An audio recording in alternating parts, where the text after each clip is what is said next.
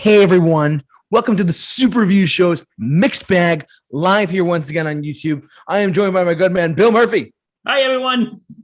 Bill is joining us once again. So tonight's topic, I'm going to let Bill do all the explaining once again. All right, guys. Go ahead, bud. Hey everyone. This is it. This is the big one. For the past couple weeks, we've been doing this or that. Like 2 weeks ago, we did Billy Joel or Elton John. Last week, we did Bruce Springsteen or Tom Petty. Here we go, folks. This is the big one. The big kahuna. The one that could either make us really good friends or the worst of enemies. The one that could possibly, we might have to change our names and we may have to fake our deaths, change our names, and move somewhere. That's how big this one is. Oh, yeah, baby. We just want to say this is all opinion. Yes, all opinion. None of this is fact. So if you agree with us, great. If you don't, no hard feelings. So without further ado, first I want to talk about my childhood. I was born in a log cabin. Okay, you know what? We're just going to cut to the chase here. Tonight's this or that is the Beatles and the Rolling Stones. If you didn't understand from last time, with a little help from my friends, we need a lot of help tonight because the Beatles and the Rolling Stones is a big debate. Oh, it is a big one. This if this goes on in a lot of classic rock circles of which one is better. Am I right, JT? Bill, there are so many times that I've actually questioned this myself. This is what we're talking about tonight, ladies and gents, children of the jury, master of puppets, whatever. Ladies and gentlemen. Oh, my God. This is the one. I get it, folks. You are scared. So are we. This is a hotly debated topic amongst so many fans, not just classic rock fans, but music fans in general. It's just it's one of those topics. This is crazy. This is going, So we were gonna get a panel of men in bow ties, but nobody was free tonight. So yes, we tried. We tried, but we don't have a panel, and I don't own any bow ties. So we definitely tried to get some satisfaction tonight. But I'm paying. You know what they say, JT? You can't always get what you want. But if you try sometimes, get what you need. Okay, we got two people. We got Joe Wiley's watching. Hey, Joe, and he's finally back. You know him. You love him. He's finally back after a hiatus. Matt Hemsley's watching.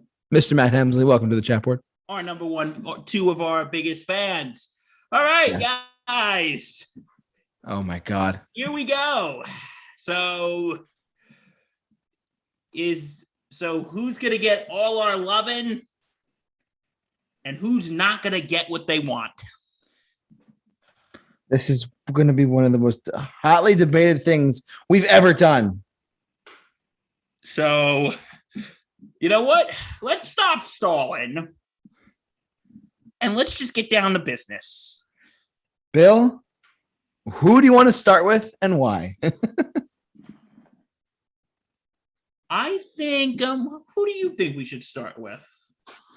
Let's start with the Beatles. I think all things should begin. I think we should start with the Beatles. Everyone, unless you've been living under a rock, you know who the Beatles are. You absolutely know who the freaking Beatles are. You know the Fab Four. John Lennon, Paul McCartney, George Harrison, Ringo Starr. They first started as a group called the Quarrymen when John Lennon met a young man by the name of Paul McCartney. And then later on, George Harrison was in the group, who was a very dear friend of Paul McCartney. Yep. And their drummer, Pete Best. Oh, yeah. Poor Pete Best. So unfortunately. And then When they met their manager Brian Epstein, they decided to axe Pete Best and replace him with a man named Richard Starkey, known as Ringo Starr. Ringo. Peace and love, man. Peace and love. Peace and love. Like there's a joke they make of him on Howard Stern. Peace and love. Peace and love. I'm not going to sign anything but peace and love. So, and they started playing in Liverpool and in Hamburg, Germany, and started with great numbers such as I Saw Her Standing There, All My Love, and She Loves You, and the one that really put it on the top here in the United States, I Want to Hold Your Hand. I want to hold your hand. I want to hold your hand. Oh my God, so great. Hold your hand. And which started a huge thing known as Beatlemania. Oh yeah. Some of the crazy times. Cultural, probably one of the biggest movements in music history. Yeah, or in history to begin with. Like, it wasn't just a music thing. It was a pop culture thing. Like, they were everywhere. Like, you gotta remember, too, this is back in the 60s, right? 1964, like, when A Hard Day's Night comes out, great song, by the way, great album, too. Have to say, truthfully, the Beatles I was watching a documentary at one point, and there was a guy who said he lived in a black community somewhere in Harlem, and he said the Beatles were in their neighborhood. Like, this group from England literally was everywhere. Crazy. And don't forget, they came at a time of music when this was basically as a lot of music historians would call, a very dark time in music. This was when sort of the Elvis thing was sort of, I don't want to say dying because he was always big, but this was when they say the time between Elvis getting drafted and the start of Beatlemania was a very dark time in music. It was mainly bubblegum pop. Yep. There was some good music being made at this time. Of course there was. There was a lot of good Motown. There was the Beach Boys and the Frankie Valli and the Four Seasons. Shout out to those two groups. Yeah, but I think the Beatles because they were very inspired by Elvis, and but they were the first person to, like, they were the first band to bring like that British rock to America. Correct. And this was absolutely like Beatlemania. Like, what can I say about this? It's like, it's one of those things, JT, when you have so much to say, but you don't know what to say. You know what I mean? I completely agree. Help me out here. Don't let me do the whole thing here. No, I got you. I'm listening, and I'm going to help you out in a second. Yeah, but okay. So, and the culture they even started more in 1965. Oh yeah, when the Beatles played at Shea Stadium. Correct. Which was the first rock concert played at a stadium. Yeah, that was the first. The Beatles did so many firsts in music history. They did so many first things. They played at stadiums. They played at. They were the first like UK group to really hit number one in the United States with the first song with "I Want to Hold Your Hand." This is like. They were the first band ever to really do a lot of firsts. The first time that, I'm trying to think of one off the top of my head. They were the first group to really start experimenting around with rock and roll. They were experimenting around with with certain albums like Revolver, Sgt. Pepper. We'll get to that in a little bit. They are known for their experimentation over time. And as from the earlier stuff, literally Meet the Beatles, which I actually have a vinyl record of it. I actually have an original pressing with the Mount Rushmore cover, and it is amazing. I've listened to it, and it still sounds timeless today. Like, it sounded so great back then, but it was amazing today too. And these four guys just took on the world. It was crazy. But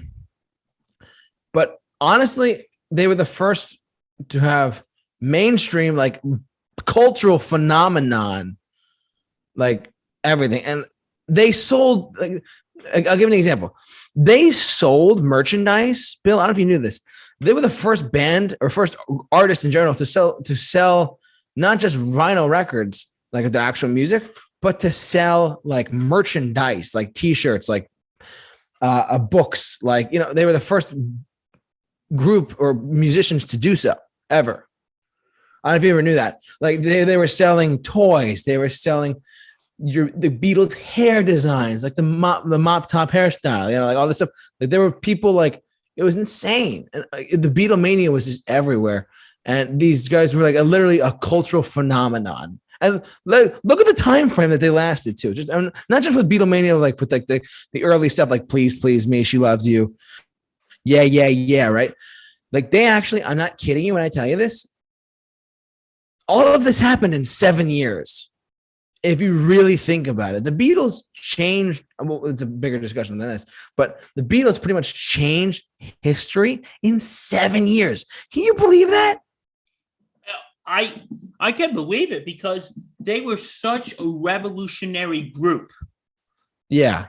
Like, they were like, and when I was talking about them at Shea Stadium, I want to give you just one quick little tidbit here. I have a family friend whose father was an NYPD cop, and he was a traffic cop at Shea Stadium, and he was there the night the Beatles were there.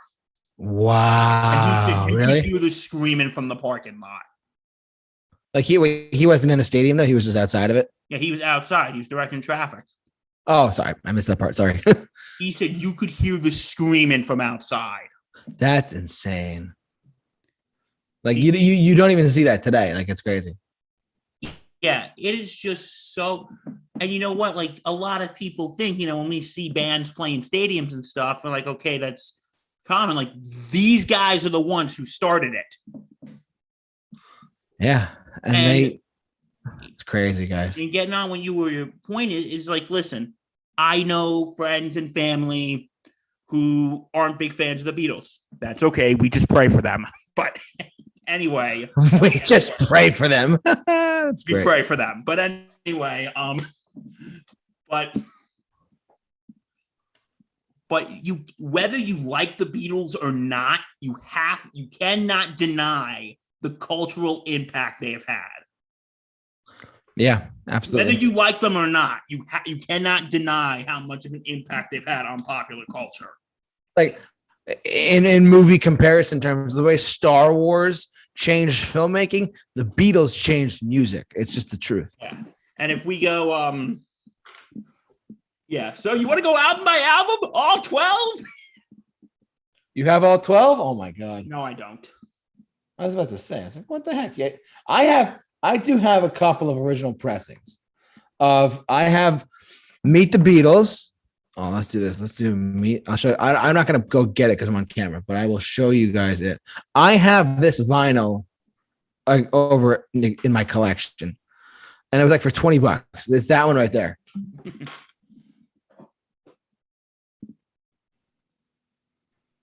So I mean, this is one of the ones in my collection. I have a Hard Day's Night, but it's not like an original pressing. It's an original pressing, but it's not the same cover. I forget the discography. Like the early stuff. I have Revolver. I think Revolver's very underrated. Oh yeah, and like this is when they started getting like. No, actually, I shouldn't say that. I don't have an original pressing of it, but I have this. We'll get to this. I want to touch on this because this is one of the big things that I think about a lot. Rubber Soul was a fantastic record. Like, to a T, all right? This one had In My Life. This one had Drive My Car. Drive My Car is a bop, okay? You want to talk about guilty pleasures? That's a Beatles song that's a guilty pleasure. Baby, you can drive my car. Yes, I'm good. Yeah, it's so catchy beep, beep, beep, beep. Yeah. It's amazing. I love that song. And when I'm in the car, I actually go beep, beep. That's the point. Like Rubber Soul changed everything. And Bill, I think we can go off the beaten path just a little bit and explain the connection with how Sergeant Pepper came about. You want to talk about that? Yeah, a little bit. I think you might know more about this. Do you want me to explain it to you? Yeah, can you? Yeah, sure. So look, okay, long story short, everyone, to make a very long, condensed, make a long story very short, Brian Wilson of the Beach Boys heard Rubber Soul and immediately came back to his group, the Beach Boys, and made Pet Sounds. Yes, that is true. That's true. Pet Sounds was actually the response to Rubber Soul. And what was the response? Pet Sounds is a brilliant album. Oh, even Paul McCartney loves it. It's his favorite. He said Pet Sounds is like his favorite album. One Christmas, he got all 4 of his kids a copy of Pet Sounds. And he told them, you will not know good music until you listen to this album. That's just a good one. It's a fantastic record. I was also going to say, too, not just this, but the Rubber Soul got Pet Sounds, and Pet Sounds got Sergeant Pepper's Lonely Hearts Club Band. Direct result. It's the absolute truth. This is a direct result of that. Yeah. So see, you knew more than you thought. With Sergeant Pepper's Lonely Hearts Club Band. And I do have that album, by the way. I do have I do too. I have it too. I don't have an original pressing of it. I do have a reprint of it though. And the iconic cover of Sergeant Pepper's Lonely Hearts Club Band is so many famous figures on there and all that stuff. It's a fantastic record. Did you know like what figures they had on there, but they took them off? No, I don't know that. There's certain things about the Beatles that I don't know, believe it or not. They were actually going to have Jesus on there, but that was around the time when John Lennon made the infamous "We're bigger." Oh yeah, the Beatles are bigger than. Yeah, we're bigger than Jesus, which he actually said. The whole freaking thing. And but he the funny thing about that though is that he said that, and he didn't even mean it like in a religious aspect. He was just saying how like we're more. He was trying to make the explanation that the Beatles were taking in people more than churches. That's all it was. And but then like when certain groups across the United States and across the planet took that the wrong way, they're like, oh wow, so especially that was in the South the Bible Belt.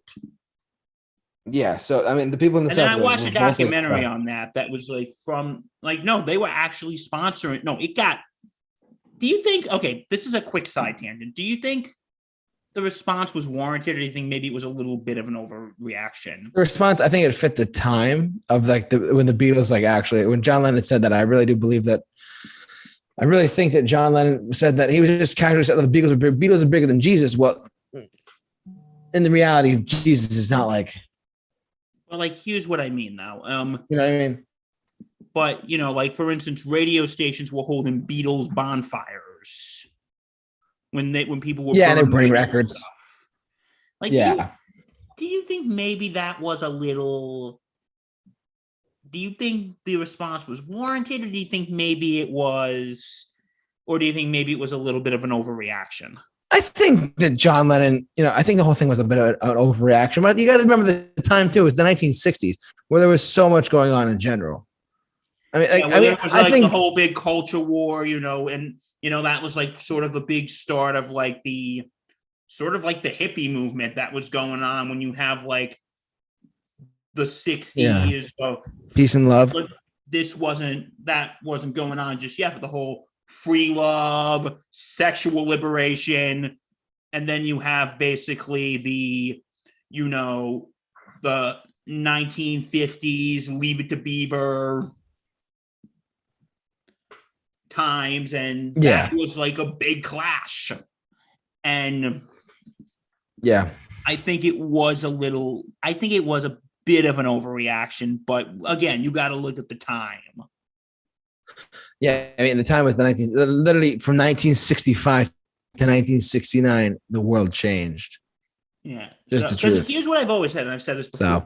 From 1960 to 1965 was basically the 50s 2.0. From 66 to 70, that's when the 60s happened. Yeah, like the true 60s. Like, and the people who live through it know the time. They're like, oh my God, this was crazy, you know? Yes. So anyway, like I said, do you want to go album by album or do you want to go? What do you want to do? Well, here's what I'm thinking right now. And let's look up. I'm thinking about this right now. The Beatles albums. No. I'm not gonna look up Sgt. Pepper. Hold on. But I will say, Sergeant Pepper is fantastic. It is. It's a little. It's weird, but I like it a lot. You know what I mean? Hold on one sec. I'm just gonna pull it up. The Beatles. Okay, their discography. They released 12 albums in where is it? They released 12 albums over the course of their career. Studio albums when they were all alive. Please Please Me, which has one of my favorite. Like I differentiate them up a little bit. Like, well, let's listen off first. Please Please Me with the Beatles. A Hard Day's Night.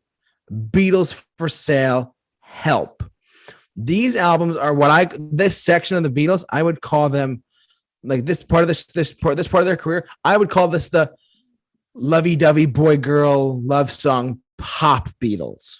Right. Oh yeah, I can see that. Like, you know, that's the whole love me do, all my loving. Yeah. She loves you. I saw her standing there. Hand. Yeah. So, I was gonna say though, Rubber Soul changed a lot of it. It introduced the idea as the album as a complete statement. Again, because typically a lot of albums were just a one-hit song and a bunch of filler. This was the album. Rubber Soul was the album that really introduced how the whole album is a complete statement more than just a couple of hit songs. I feel like it was like, I feel like their sound starting with Rubber Soul. Sorry, I can't talk today. With Rubber Soul, I think it started to change. Right. I think it started to change in all honesty. But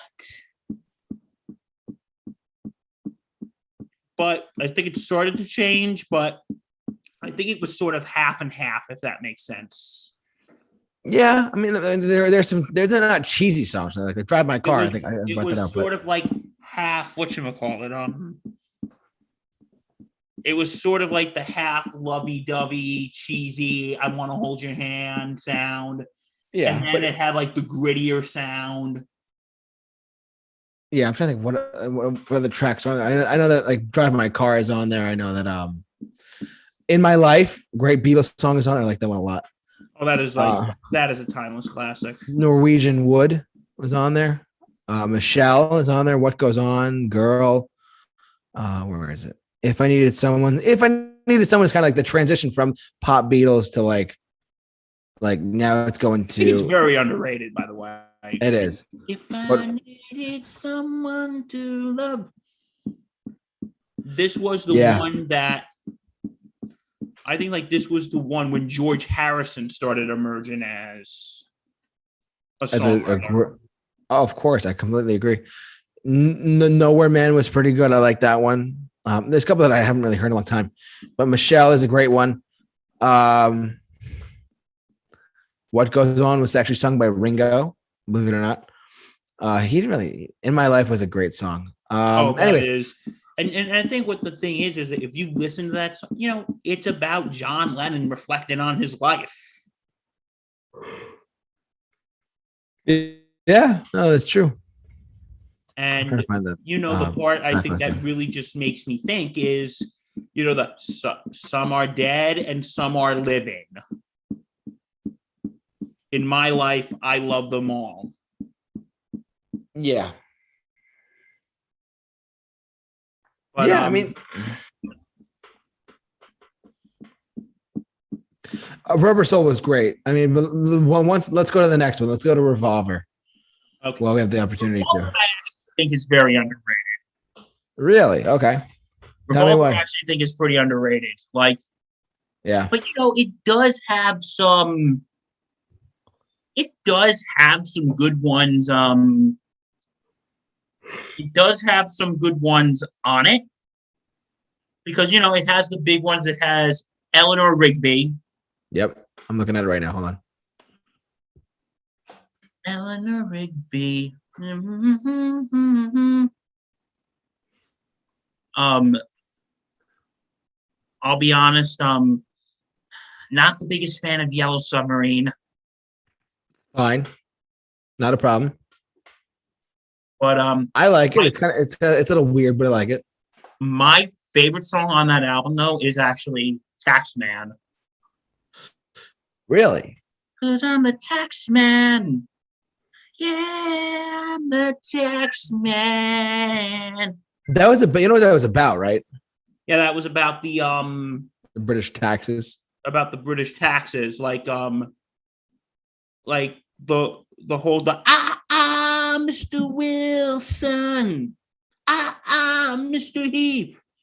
Those were the two British prime ministers at the time. Yeah. So, and yeah, go ahead. Yeah, but I just love that song, and like I said, that again, this is the start of George Harrison's emergence as a songwriter. I mean, he did Taxman on this album. He did Love You Too. He did I Want to Tell. That was really it. That's all the ones he sung. You. That is full of. That is a really good song. Yeah. So good. These are great. They're all great tracks too. Oh, they are all great tracks. You know, as they start like changing up their style here, they go between like, oh, we're gonna do this, we're gonna do that. I like God.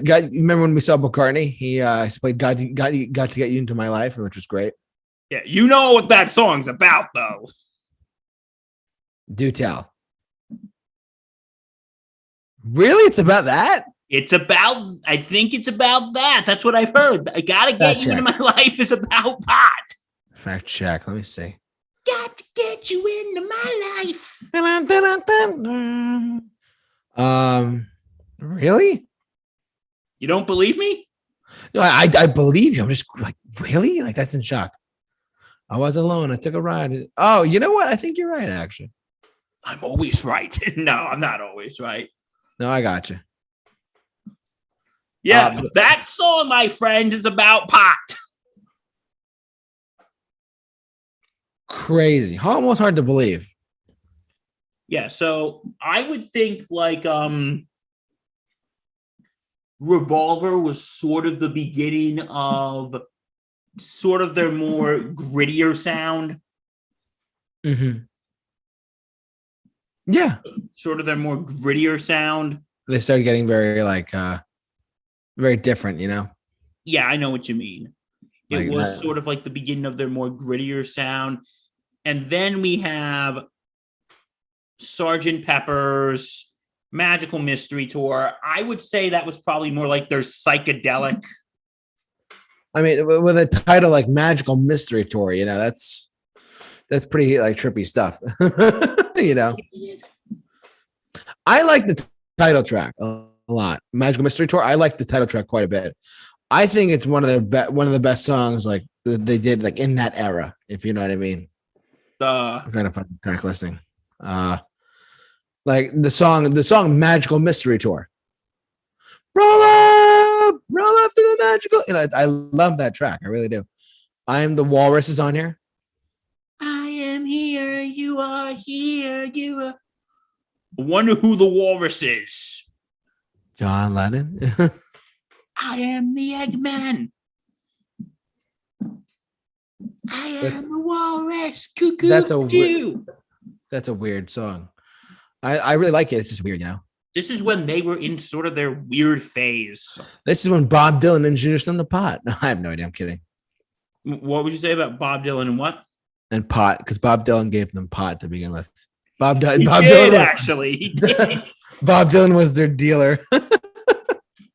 That's too funny. And do you think, like, when they were smoking it, John was like, "Got to get you into my life."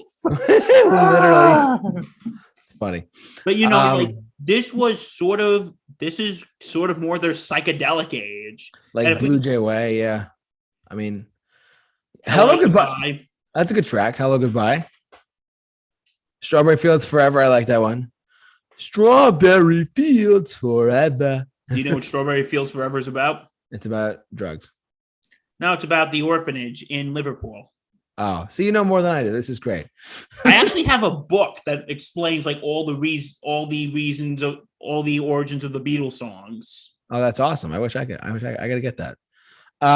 I should have used that. No, I'm not going to go up and get it now. I have to go up 3 flights of stairs, so I don't feel like it. Bill, you're fine. All You Need Is Love is on here. All You Need Is Love. Come on. You know, it's funny. Paul McCartney, I watched an interview on YouTube that Paul McCartney did.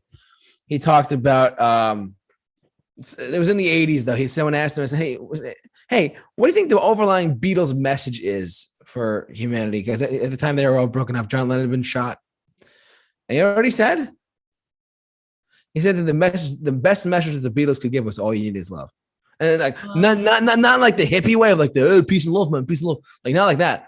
But like all you need is love. When they performed that, that was actually the first television broadcast that was broadcasted around the world. Yeah, I did know that. Good for me. Random facts with Bill. Random facts with Bill. Love it. This has been Random Facts with Bill. This has been Random Facts with Bill. But anyway, all you need is love, man. Yeah, this was the first one. Yeah, but this was the television that was broadcasted around the world. Yeah. It's a great song. I love it. It is a good song. There's a rendition of it that actually is like someone did a cover version of it. There's nothing you can do that can't be done. And there's someone did a cover of it. I forget who it was. Someone did a cover of it, and they did. It was a really nice cover of it. I think the guy's name is Grayson Matthews. He did a cover of All You Need Is Love, and I thought it was really great. It was not the Beatles per se, but it was just a cover that he did. Really good. So let's go back to not Magical Mystery Tour. What's the one I can't think of? Sgt. Pepper. No. The White Album, because we're going forward. Remember? Oh yeah. Well, did we talk enough about Sgt. Pepper? Or? Do you want to talk more about it? Yeah, just a little bit. Sure, go ahead. Yeah, I feel like this album is very freaking weird, but It's like a circus. It's like circus music is the best way to describe it. Yeah, I'd say so. The benefit of Mr. Kite. There's gonna be a show tonight. Yeah, we heard that song live when McCartney played it. I remember that. It's such a weird. I remember sitting there like, what the hell am I doing here? I was like, what's going on? Lucy in the Sky with Diamonds. We all know what LSD, drugs.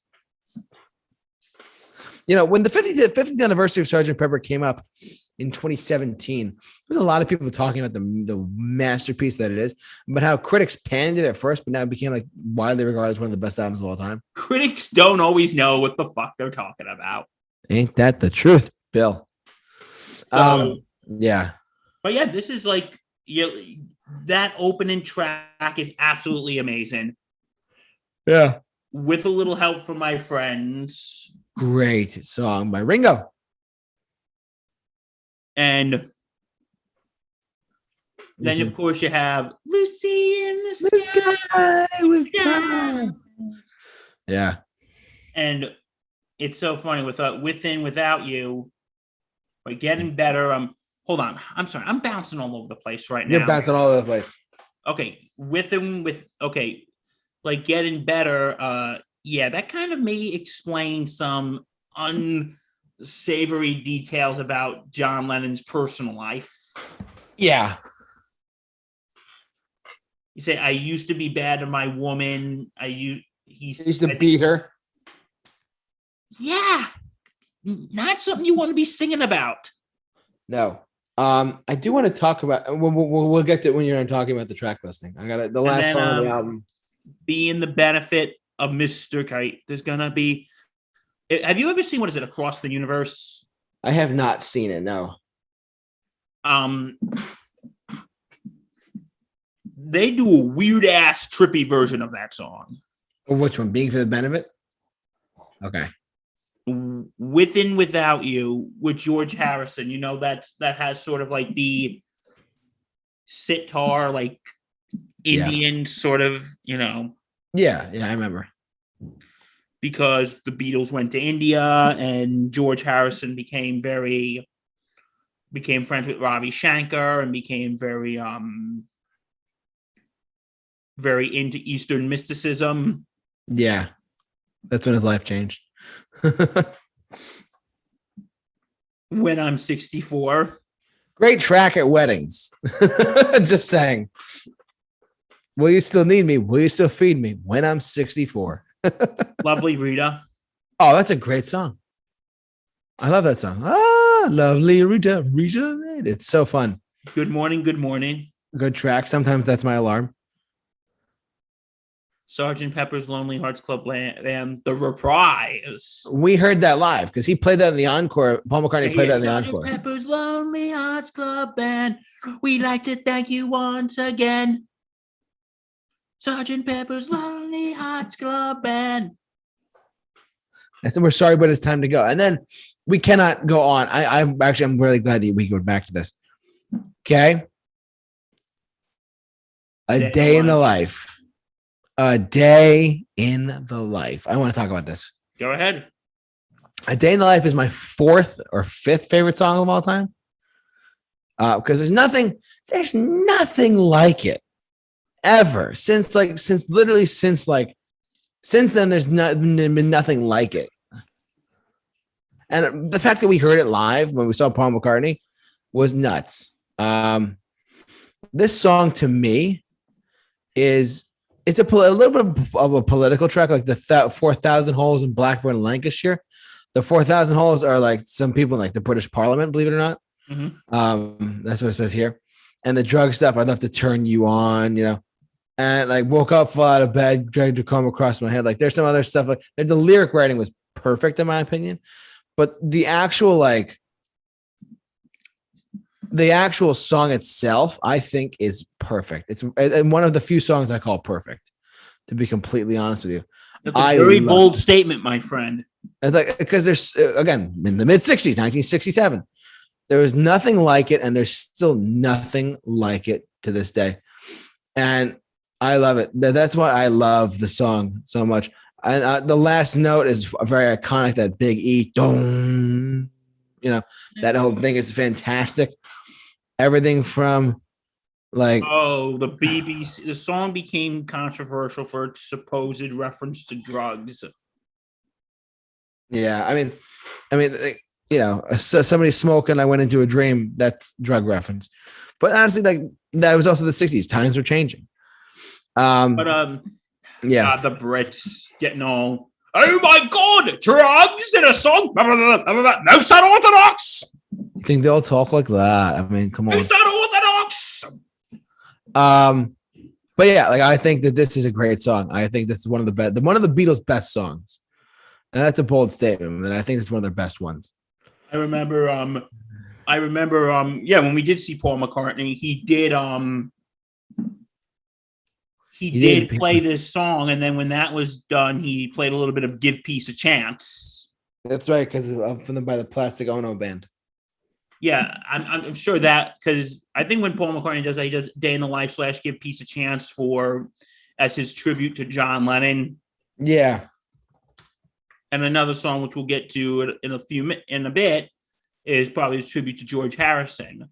But, of course, we'll get to that when we get to that. But "A Day in the Life," I love it because I've heard nothing like it since then. I heard the news today. Oh boy. About a lucky man who made the grade. So Sgt. Pepper's. Okay, so we talk about Magical Mystery Tour. Let's go to the White Album, which I have an original pressing of. Ooh, an original pressing. I have an original pressing of the Beatles' White Album. It is an iconic album. I can't even talk tonight. I love this album, and the opening track of "Back in the USSR" is great. I'm back in the USSR. And what's funny? Another story when we went to go see Paul McCartney. Yeah, he told the story. Goes, well, we were in that we played that song twice, and then one of my friends goes, Paul, he's from the government. He's a bigwig, and then he goes up to Paul McCartney and goes, Paul. We learned English by listening to Beatles songs. Remember that? I remember him saying that live because we learned English by listening to Beatles songs. If anyone has seen, hey Paul, love me too. If anyone goes to see Paul McCartney, and Vladimir Putin, if you're watching this, please don't kill me. My God. I'm just shouting this out to any of you who are listening to us. If you've seen Paul McCartney live, he tells a lot of stories live about his life, about his certain other stuff, and his wings, everything. And he's a very exciting concert to go see, not just because of the music, but the stories as well. Like his Jimi Hendrix stuff was great too that night. Speaking of which, really quick about Sgt. Pepper and Jimi Hendrix. Remember what he said about Jimi Hendrix? A little bit, but go ahead. McCartney, I remember, I did not forget this when I saw him. It's like 3 or 4 years ago too. McCartney said he saw Hendrix. They recorded Sgt. Pepper, and it was released on June something 1967. 2 days later, Jimi Hendrix had it rehearsed, recorded, and ready to go. And then they were all like, so he went with Pete Townsend, John Lennon, Eric Clapton, and they all went like to go check out this brand new guitarist, And honestly, he said that Jimi Hendrix was like, but he said, quote, "Whoa, that was really cool, but he's out of tune," because Jimi Hendrix got out of tune, and it's crazy. Oh yeah, because I remember when we were at the show, he also played a little bit of Foxy Lady. Foxy Lady. Yeah. That was a good one. I mean, he like I said, if you have the chance to go see Paul McCartney while he's still alive, go see him. He tells a lot of stories if you're interested to find out about that stuff. Anyways, just wanted to run that by that. So anyways. Back in the USSR. Dear Prudence, look not to play. Class on Obladi Oblada. Oh my God. Because I heard when that song was first written, John Lennon hated that song. Yeah, but then McCartney came out not too long ago and said he liked it though. On Howard Stern. I mean, I don't know. I'm just telling you what I heard. That's all. So, because it's sort of like the songwriting difference between John Lennon and Paul McCartney. John's is the more brooding, sort of darker. Well, Paul's is the more, Yeah.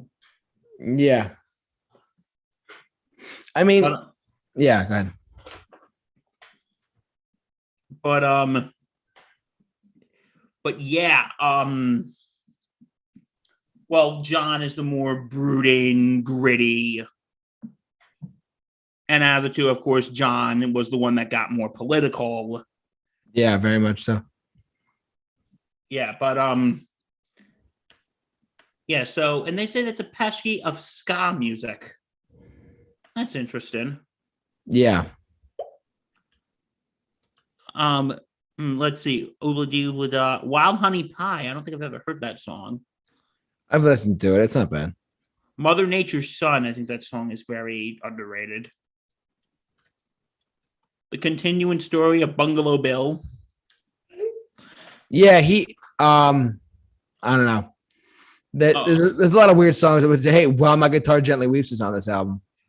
That is probably one of my favorite Beatles songs. It's excellent. I love it. Look at you all, see the love. There's actually a and Eric Clapton actually guest on that, plays guitar on that. I didn't know that. You didn't know that? No, I didn't know that. Because George Harrison and Eric Clapton were actually really good friends. Oh, I didn't know that. That's even cooler. And they also, we'll get to that in a second, but something else will come in a second too. And Blackbird. Yeah, Blackbird's a great track too. Which was about the civil rights.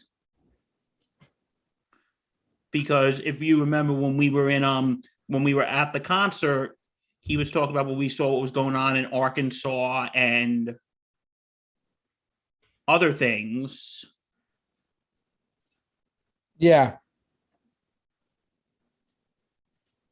Yeah, I remember that. And, that was about like the civil rights movement. Right. Why don't we do it in the... I love that song. Why don't we do it in the road? That sounds like the most kinkiest thing ever.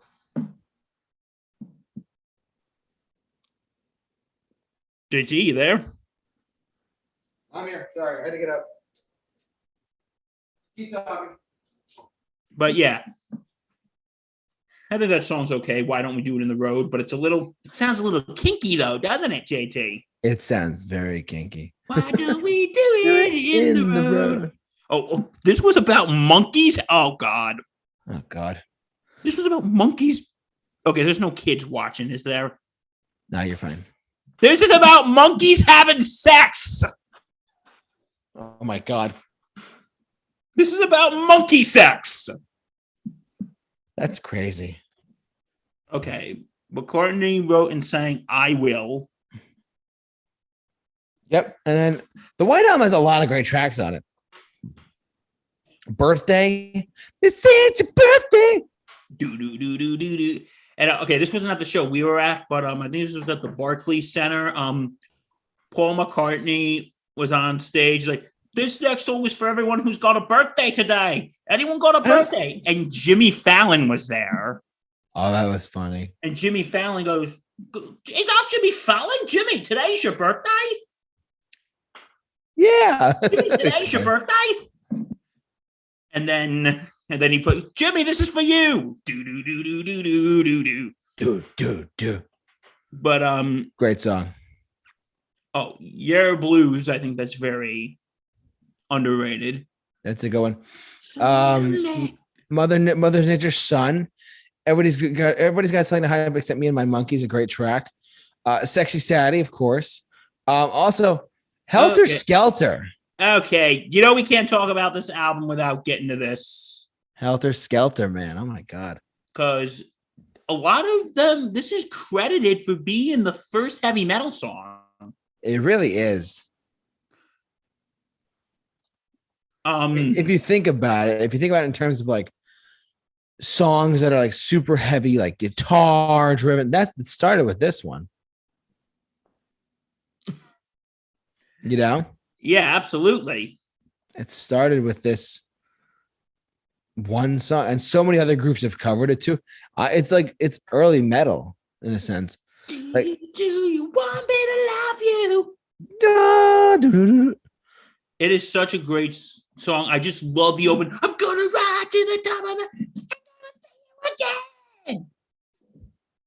It's a crazy song. Okay, you know what? We can't talk about this without addressing the elephant in the room. Okay. About this song. And it's about, can you scroll up a little bit? That gentleman right there. Oh, yeah. We can't discuss this song without discussing Mr. Manson. Apparently this song he named this thing he was going to kill people after Helter Skelter. Yeah. And he actually wrote a whole interpretation of the White Album. Mm-hmm. So, yeah, we can't really discuss this without talking about him. So we're going to make this very quick. But that was but he wrote a whole interpretation of all the songs on the White Album. Yeah. Crazy. But insane, dude. Anyway, but I actually really do think this is a great song. I think so too. I think it's great. It went over live so well when we saw him. And of course, the end of that track. I got blisters in my fingers. Such a great song. Yeah. And also Revolution. Yep. Honey Pie, Savory Truffle. There's Revolution 1, which I think is a good song, and then there's Revolution 9, which a lot of people call the worst Beatles song ever. It's just like a bunch of car crashing going, number 9, number 9, number 9. But people go, it's art! No, that's not art. You know what it is? Tell me, Bill, what is it? It's crap! I don't blame you. It's crap! So bad. Number 9. How would you feel just just minutes of somebody going, number 9, number 9? All right, that's enough. Okay, you all get the point. I like the White Album quite a bit. To be honest with you, just to kind of wrap things up on the White Album, I think it's great. Oh, I think it's great too. All right, let's see. So, and then we're gonna skip over Yellow Submarine because that wasn't really an album that they released. Let's go to Abbey Road. Oh, I would say either this one or Sgt. Pepper's is probably my favorite Beatles album. Abbey Road is pretty good, man. And by the way, just to clear everything up about the whole Paul is not wearing shoes thing, he came out and said this not too long ago. It was just a hot day. He wanted to take his shoes off. There's nothing. Okay. Oh my God. There's nothing conspiracy theory wise about this damn album cover. Just because he doesn't have shoes on doesn't mean he's like, oh, it's like he's signaling the end. Shut the fuck up. A lot of people were saying that he's dead. Yeah. Paul's not dead. He's literally alive. He's not wearing shoes because it was hot out. God damn. Some people are like super like freaks. Like, well, I read somewhere. Lies. Where did you read it? Please give us the source and we will grade its accuracy. Was it diehardbeatlesfan.net? You know, and I mean, like, come on, give me a break. Like, literally, or it was written by some fat guy who lives in his mother's basement. Yeah, literally, he's wearing no shoes because it was hot out. JT, I found it on some weird website. But Bill, you don't understand what I'm talking about. You have to understand, Bill, that clearly he's not wearing shoes because it was just hot out. Oh, yeah, I think he did it because he's dead. Well, Bill, he's not dead. Clearly, he's only 70. You pissed me off. Oh, I don't think I'm sorry. Yeah, one of my favorite Beatles songs, Come Together. It's in my top 20, top 10 of all time. Oh, my God. Love this track. I don't know. Doom, doom, doom, doom.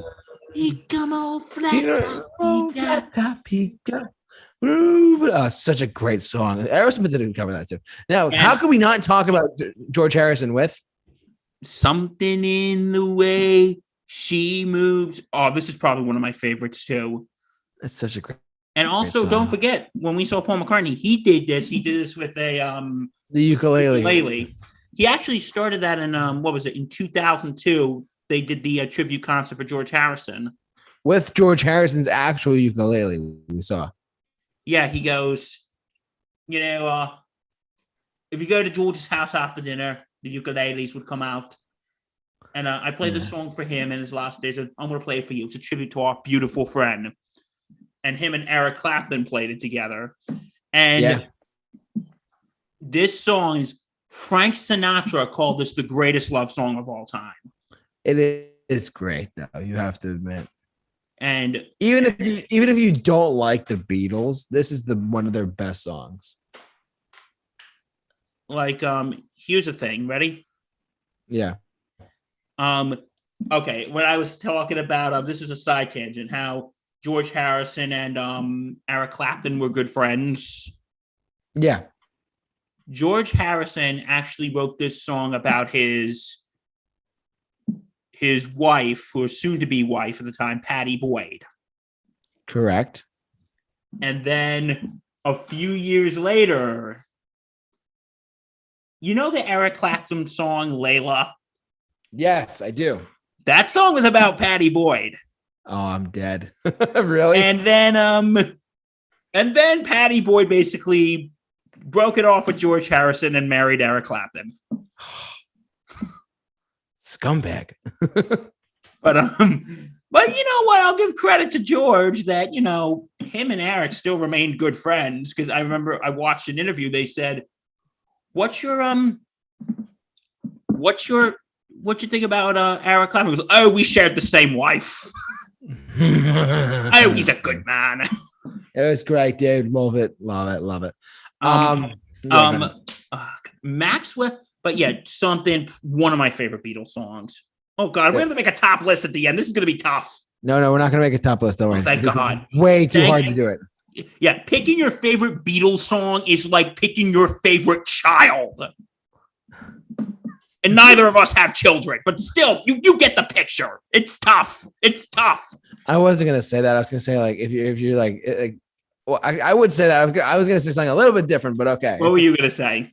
I was picking. It's like picking your favorite Beatles songs. It's like picking out which girl you're gonna date between like a selection of three really hot girls. You're like, oh wait, there's 1, 2, and 3. There's Come Together. There's A Day in the Life, and there's something. Holy crap! You're like, what's going on, guys? If you want to see us pick our Beatles songs, let us know. But that's gonna, let's not do that. I don't want to give myself a stroke tonight. Oh my god, you're not kidding. But anyway, Maxwell's Silver Hammer. You know what I find really just it's a song about a freaking serial killer. You know that, right? I did not know that actually. Bang, bang, Maxwell's silver hammer went down on his head. Bang, bang, Maxwell's silver hammer. Now he is dead. Oh my god. Okay. Yeah, it's yeah, that song, it's just so weird. It's just so happy and cheerful, but yet it's about a guy killing people with a freaking hammer. Oh my god. Yeah, okay, so all right, so Oh Darling is after, then Octopus's Garden. Oh, that's a fun one.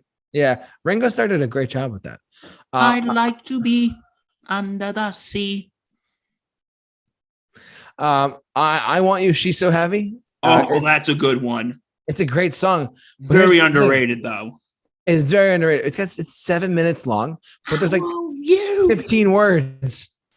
I want you so bad. Oh my god! Yeah. I listen.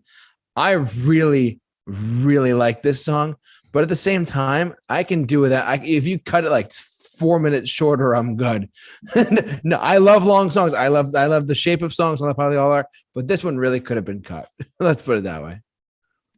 Oh my god. Anyways, I digress. Side 2 with probably the best Beatles song out there.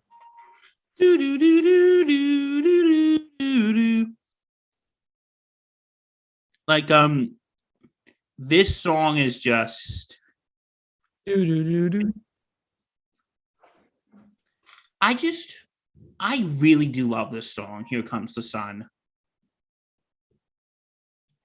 It's just it was written in Eric Clapton's garden. Really? Yeah, I just read it up there. Really? It's just such a simple song. But it was just such a simple song. But when I'm in not the best moods, I always try to play that song because it's a very positive song. It's like, and you know what? I think it kind of serves a purpose, now over the past year that we've been going through with this terrible pandemic. And I feel like the line, the little darling, it's been a long, cold, lonely winter, that part. Yeah. I think that serves a purpose now. I agree, my friend. And also, how things are now getting better, how we're all vaccinated. And the little darling, I feel the ice is slowly melting. Yeah, I got you there. But it's just such a nice song. It is. It's so simple too. Here comes the sun. It's Okay, so we got Because. And then we'll get to the medley. Which is interesting too. Because the world is round. That's all I know. Listen to Ono play Ludwig van Beethoven's Moonlight Sonata. You know what? Quick side note, because I know we got a lot of other shit to get to, but did Yoko break up the Beatles? Yes or no? No. I think she was a cause, but I don't think she was the cause. She was not the reason. It's the truth. She's not. Well, there was a lot of other shit going on too around that. They weren't getting along. They're still friends with it. Financially, they didn't get along. Stuff like that too. They were. Money broke them up. Time broke them up. Like Paul McCartney had to sue to dismantle the partnership. Yeah, unfortunately. And because one of the things is in 1967, Brian Epstein. No, we'll get to that in a minute. But the medley.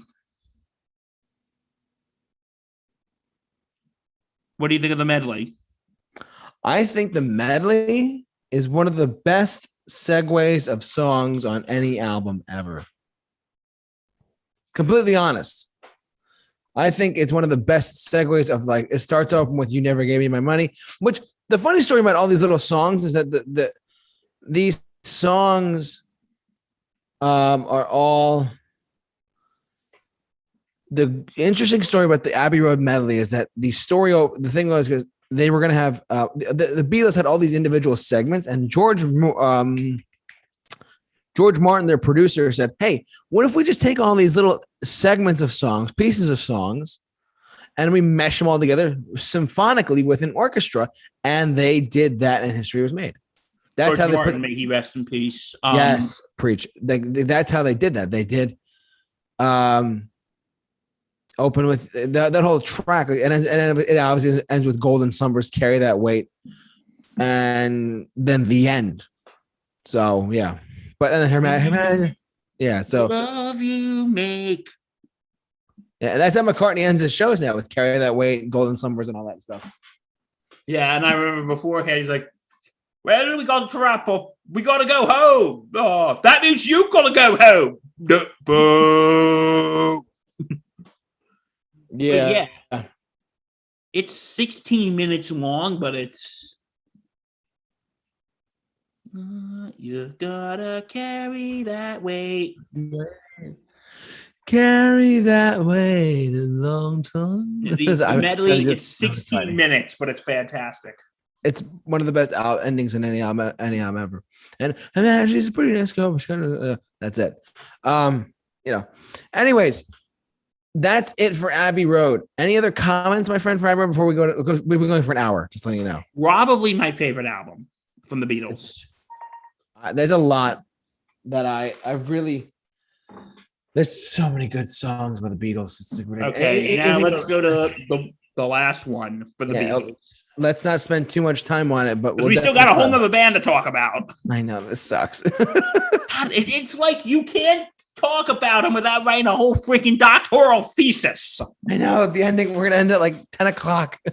Hey, I got nowhere to. Okay, we can make. Okay, so Let It Be. This was the last one. Yeah, this is the last Beatles album. 12 albums, good round number. I love the title track to death. I think it's one of the best songs ever written or composed. Oh, me too. I love that song. Let It Be, especially when you see McCartney live and you hold it your candle, you know.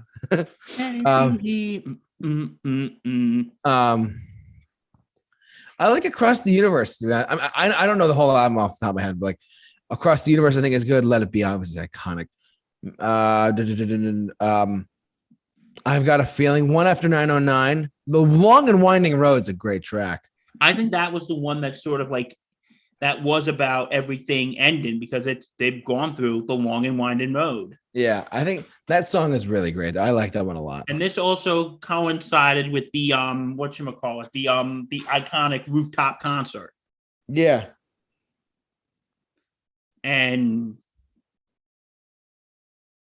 One After 909, I think, is very underrated. Oh, it's a great song. One After 909. I said that today when I was at work. I was like, oh my God. Great track. Honey, it's the One After 909. Yeah. Any other comments for Let It Be, my friend? No, like I said, I love Let It Be. It's a great song. Look how different they got. Look at this. Ready? Yeah, you go from the clean cut mop tops to that. Matt Ham's in the chat says Two of Us is one of my favorite Beatles songs. Very underrated. It is very good. Yeah, you know what I think is a very underrated Beatles song? I'm going to go through this very quick. I think this is off the Help album. It's called You're Gonna Lose That Girl. Oh, that's a good one. I like that one. You're gonna lose that girl. And also this one, I don't think it's in a lot of treatment. Hey Bulldog. Hey Bulldog. Oh, great track. That was like an outtake that was later released. It was a great song. Oh my God. You know the original name of the song was actually Hey Bullfrog. Really? Yeah, but Paul McCartney was just randomly barking during recording. I'm randomly barking. And they just changed it. You know what? Let's just change it to Hey Bulldog. Yeah. Hey Bulldog. But oh God. This has again been Random Facts with Bill. Random Facts with Bill. So, concluding thoughts about the Beatles, one of the greatest, if not the greatest band of all time. One of the goats.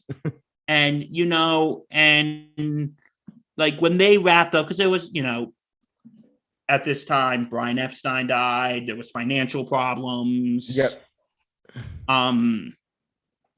Because Paul McCartney wanted Lee Eastman, who was Linda Eastman's father, to be their manager, but the rest of the group said no. Right. After Brian passed away. And Paul McCartney actually had to sue to dismantle the partnership. Because the record company, something with the record, I'm not a lawyer, I don't know everything, but the record company that him and John started, Apple Records, they would, if Paul McCartney wrote songs, then that means John would even get a cut. Like, we could talk about like all the solo careers, but we have another band to get to, so we have another band to get to, another hour to spend some time with. Yeah, so oh my God, let's spend the night together. Now I need you more than ever. I can't get no satisfaction, baby. Isn't that a great transition? Oh, you did such a good job there. Ladies and gentlemen, we have shifted our conversation of this debate to the Rolling Stones, one of the best bands of all time. Oh yeah. Now the heat's going on. We're getting pretty rough. The heat is on, folks. The heat is fucking on. Let's go. We're not messing around here, folks. We're not messing around. Oh my God. So here we go. And oh my God, this is nuts. So it's going to be another hour, folks. Get comfortable. Get your beer, get your wine, get your liquor. If you don't drink, get a nice soda, get some water. Drink up, kids. I just want to say, before we get to the Rolling Stones, I just want to stop sharing my screen for a second. This portion of the show has been brought to you by us, all of us at Teespring. They make great merchandise things, such as mugs. Shameless plug. Shameless plug. You can buy stuff in our description of this video and on our Spotify stream. Just want to let you know, here's a mug right now that I have of the Super Review Show Movies Reviews Podcast. And one more thing I'd like to shout out to everyone. There's a lovely lady in my life, and her name is Molly. I'm going to shout out her. She was lucky enough to make this for me. Complete shameless plug for this. She did. Shameless plugs! Shout out to Molly for creating this amazing The Super Review Show, movies, reviews, and podcasts. Shout out to her. She made this amazing design for me for our show here. Just want to shamelessly plug this. Just let you guys know about that. Then Molly, thank you so much. You are an amazing person. I will talk to you later on tonight, probably. We'll see. Anyways, back to the Rolling Stones. But this has been a random interruption from JC Mahoney. Now we're getting back to our regularly scheduled programming of the Rolling Stones. Shameless plugs. This is a great night. The Rolling Stones, Bill. The Rolling Stones. The Rolling fucking Stones. We're gonna go nuts. Oh boy. Now we've reached the tough part. Actually, no, the tough part's coming. But you're not kidding, dude. JT, can you get no satisfaction? I can't get no satisfaction. You may have to give me shelter. But Bill, you can't always get what you want. But if you try sometimes, you get what you need. I have some sympathy for the devil, my friend. I have to admit that. Woo woo. Have you met Jumping Jack Flash yet? He's a pretty cool guy. It's a gas. Love it. The Rolling Stones. It's gas. Get off my cloud, Bill. You know what gas meant at first, but when I first heard it, I'm thinking, wow, Mick Jagger must have had some really bad indigestion when he wrote that song. Oh, God, Bill. Get off my cloud, Bill, and paint a black wire at it. Let's talk about some Stones, shall we? No more puns. We got to get down to business. This band has stood the test of time. Let's be real. They were first formed in 1962 in London, England, and they have been around the world time and time again for literally nearly 60 years next year. Hard to believe. Think there's going to be a big 60th anniversary tour? I would not be surprised, Bill. I would really not be surprised. Oh my God. Like, honestly, they are like, I saw them live once at MetLife Stadium, and they were amazing live. Like, they were like the top 2 or 3 shows I've ever seen in my life. And you know who was also at that show? Matt Hemsley. Matt Hemsley! Woo! Shout out to Matt Hemsley, who was watching us live. Thank you so much. The first time in like 1,000 years. God. Now, Matt, we know you've been busy. We know you've been busy, dude. We just busting you chops. Let's not forget about Brown Sugar, Tumbling Dice, Angie, Miss You, Start Me Up. Come on, Mixed Emotions. Start Me Up, JP. I'll never stop. You stop me up, never stop, never stop, never. Stop. Oh yeah, never stop me up. Oh my God, literally, this band is one of my favorite artists of all time. They have stood the test of time, and they are truly a sight to be seen live. Insane, absolutely insane. They've released 30 studio albums, 23 live albums, and hundreds of compilations. They're amazing. They are one of the best rock and roll bands out there. One of the best blues-based bands. They have history in the blues world. They have all this history. Because they actually started. Yeah, you go ahead. I'll let Bill talk. They actually started as a blues band playing covers of songs like Bo Diddley and Muddy Waters. That's correct. And they were actually, that's how they started. They were a blues cover band. Yeah. And, they started in London. And, once you think about it, got to bring back that other band for a second, the Beatles. They sort of started off, think about it, they started off as like the anti-Beatles. In a sense, they were the bad boys of rock and roll. Because, the Beatles were like clean cut, mop tops, close harmonies, nice, innocent sounding, while the Rolling Stones were a bunch of badasses. They were a bunch of and badasses. If you listen to the beginning sounds, it's the Beatles. Close your eyes and I'll kiss you. And the Rolling Stones, it's I can't get no satisfaction. Yeah. And also, fun fact, the first top 10 hit they had was written by, drum roll please, John Lennon and Paul McCartney. That's correct. I wanna be your man. I wanna be your lover, baby. I wanna be your man. I wanna be your man. Bow, bow, bow, bow. I wanna be your man. Telling me I don't care. But yeah, crazy stuff, dude. Yeah, I'll be honest. I don't know if I know as much about the Stones as I do about the Beatles, so this might be a little tough. But that's why you're here. I love the Stones. I think they're one of the best bands ever. Oh, I think they are too. We're getting close to the end here. So remember, in the end, it's more okay. No, we're in Stones mode now. But anyway, we're in Stones mode. The Rolling Stones. Yeah, that's how they started. They started as the anti-Beatles. Yeah, they were all about sexual stuff, and it was all sexual, especially Mick Jagger now. Swinging his hips, walking 5 miles a night on stage. You got the moves like Jagger. Get the moves like Jagger. Adam Levine, if you're watching, don't sue me. Adam Levine, I dare you. I don't have money for a lawyer. I'm kidding. But anyway. So the Beatles, the Rolling Stones, they started out as a club band in England. And once they came over to America, they were perceived as the anti guys, if you will. They were just perceived as the complete opposite as the Beatles. They were, because to be honest, I did a documentary on this. I actually shot a documentary and I made it 2 hours long, whatever, a while ago. And basically, the thing is, one of the people I interviewed, he said that he was alive during the time when they first came over. He was 9 or 10. He said that, oh my God, He said the Beatles got what the Rolling Stones deserved as far as like when you think of bad boys and rock and roll, that's really the Rolling Stones. The Beatles were the nice guys. Those are his words.